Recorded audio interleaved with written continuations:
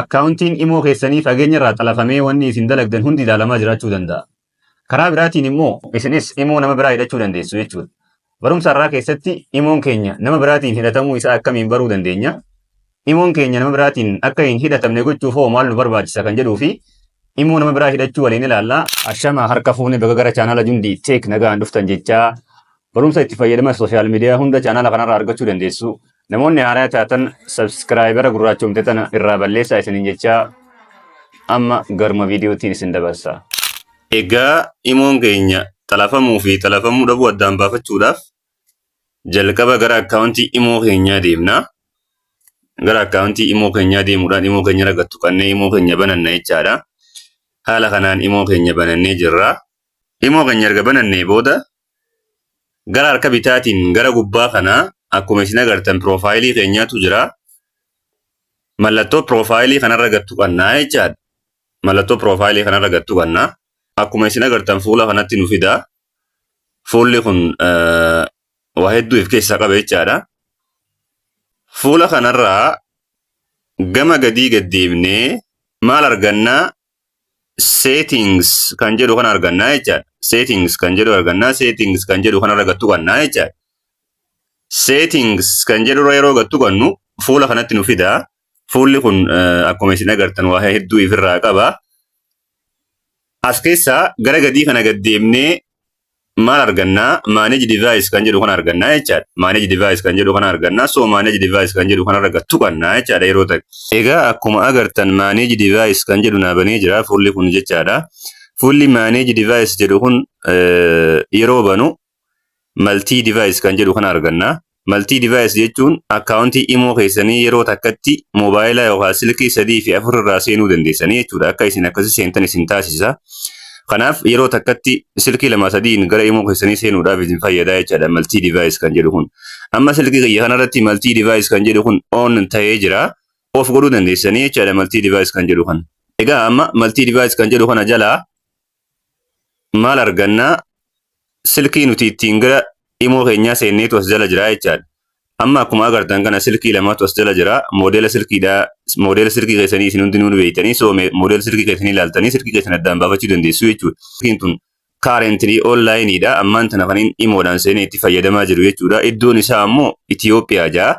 Akkasuma gara gadii irratti kan argamu offline jaa. Offline jechuun kan amma dura itti fayyadame kan ammaan tana ittiin hin seenin jechaadha. Inni kun Huaweiidha. Huaweiin kun Itoophiyaa iddoon irraa fayyadame active 73 days ago jaa.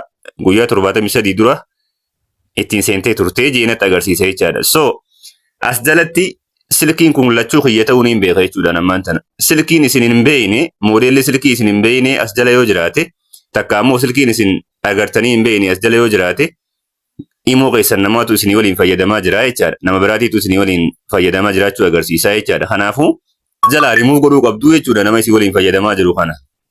Okay? Nama isin waliin fayyadamaa jiru as jala remove godhuu ni dandeessanii jechaadha. Yoo silkiin isin hin beekne as jala jiraate. Jalqaba irratti imoon keessan xalafamee jiraachuu iddoon isin ittiin beektan iddoo kanaa jechaadha. As jala silkiin isin hin beeknee fi biyyi isin keessa hin jirre yoo jiraate fakkeenyaaf Itoophiyaa jaahiyyaa biyyi isin keessa hin jirre namni Itoophiyaa keessa jiru isin Itoophiyaa keessa jiraattanii biyyi ammoo as jala biyya biraa yoo jee Saudii yoo jee takka ammoo Ameerikaa yoo jee imoo keessan nama biraatu iddoo sanii itti fayyadamaa jira waan ta'eef nama saniif irraa baasuu qabdu jechuudha. Nama saniif irraa baasuu qabdu. Nama saniif irraa baasuudhaaf akkuma agartan kana asirra mallattoo diimtuu delete jettu tanaatu jira. Mallattoo diimtuu tanarra gattu qattanii yeroo isin gattu qattan haala kanaan isinii fida isa kana delete gochuu dandeessu jechuudha. Delete yeroo jettaniin san booda isin irraa balleessaa jechuudha. Nama san remove isin irraa godhaa jechuudha. So haala kanaan namni biraa imoo keessan keessa yoo jiraate haala kanaan firraa baasuu dandeessanii jechaadha. Walumaa galatti imoo keessan silkii takkittii malee silkii 2-3 akka hin seenne godhuu yoo barbaadan maal gootanii multi device kan jedhu kana off gootanii jechuudha haala kanaan. Yeroo isin multi device irra gattu qattan haala kanaan disable jee isinii fida. Disable kana irra gattu qachuudhaan disable gootanii jechuudha. Amma akkuma agartan kana multi devicein disable ta'ee jira.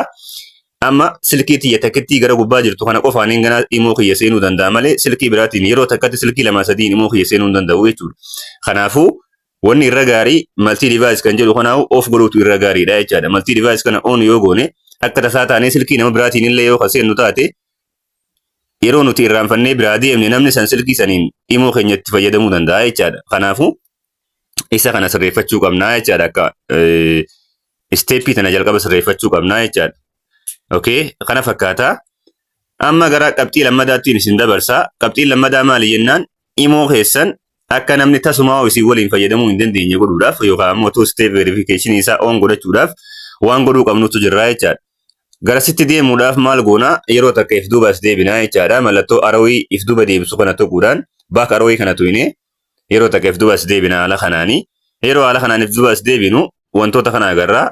As keessaa account and security kan jedhu kanarra gattu kannaa jechaadha. Account and security kan jedhu kanarra yeroo gattu kannu haala kanaan fuula kana nuuf fidaa. Fuula kana nuuf fidaa. Okay, fuula kana yeroo nuuf fidu fuula kana keessa maal goonaa? Log in protection kan jedhu kanaatu jira. Lammaffaa irra jiru kana jechaadha. Passcode log kan jedhu jira. Itti aanee log in protection kan jedhu kanaatu jira jechaadha. Isarra gattu kannaa. Log in protection kan jedhu kanarra gattu kannaa. Log in protection kan jedhu yeroo gattu kannu gara fuula kanaa nuuf fidaa jechaadha. Akkuma isin agartan. Gara fuula kanaa nuuf fidaa. Fuula kanarraa waa lamaatu jira jechaadha. Inni tokko maali? Waa lameen keessaa inni tokko maali? Basic protection kan jedhu kanaa fi advanced protection kan jedhu gara jalaa kana jira jechaadha. Akkuma agartan kana gara jalaa kana advanced protection kan jedhutu jira. Gara gubbaa kana immoo basic protection kan jedhu kanaatu jira jechaadha. Basic protection kana jalatti maal jaa? Two step verification jaa jechuudha.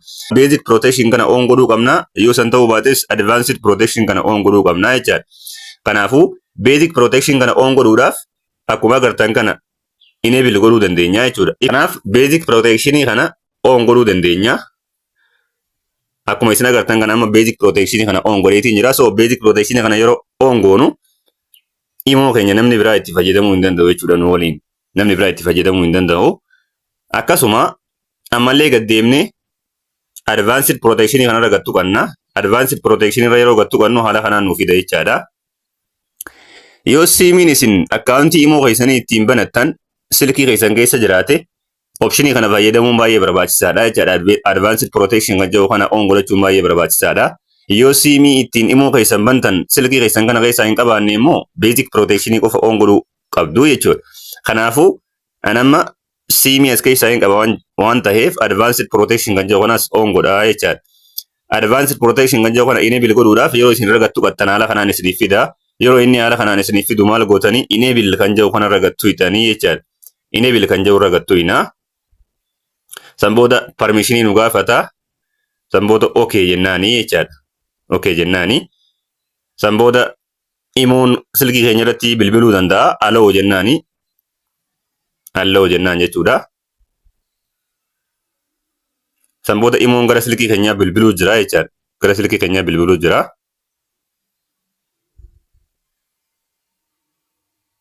San booda enable ta'ee jira jechuudha. Ifuma isaaniitti detect godhanii jiranii. Ifuma isaaniitti detect godhanii jiranii. Erga detect godhanii booda haala isin agartan kanaan enable nu godhanii jiranii jechaadha. Enable nu ta'ee jira. So advanced protection kan jedhu kun enable ta'ee jira. Isaan lameen kanaahu enable godhuu dandeenya. Yoo barbaanne immoo isaan lameen keessa advanced protection fi basic protection kan jedhu keessaa tokko enable godhuu dandeenya. Lameen keessaa tokko enable goonaa nu gahaadha jechaadha. Kanaafuu akkuma agartan kana ammaan tan advanced protection illee enable godheetiin jira. Basic protection illee enable godheetiin jira jechaadha. Akkuma isin agartan kana basic protectionis. Okay? Yeroo basic protection irratti gattu qabnu basic protection enable ta'ee jira. Akkuma agartan kana jechaadha. Advanced protection irra yeroo gattu qabnus advanced protectioninis haala kanaan enable goonaa jechaadha. Okay? Haala kanaan enable goonaa. So isaan lameen keessaa tokko enable godhuu dandeenya. Isaan lameen keessaa tokko enable goonaan imoon keenya haalaan secure nu ta'a jechaadha. Namni tokkollee nu imoo keenya nu waliin fayyadamuu hin danda'u jechuudha. Haala kanaan imoo keenya akka namni biraan waliin hin fayyadamne godhuu dandeenya. Egaa walumaa galatti imoo keessan yoo namni isinii waliin itti fayyadamaa jiraate haala ittiin beekuu dandeenyuu fi two step verification imoo keenyaa akkasuma akkaataa itti hatamuu jalaa bahan ilaallee jirra. Viidiyoo like gochuu hin dagatinaa jechaa viidiyoolee biraatii walitti deebinaa kanarraa kanuma kan keenyas olumaa.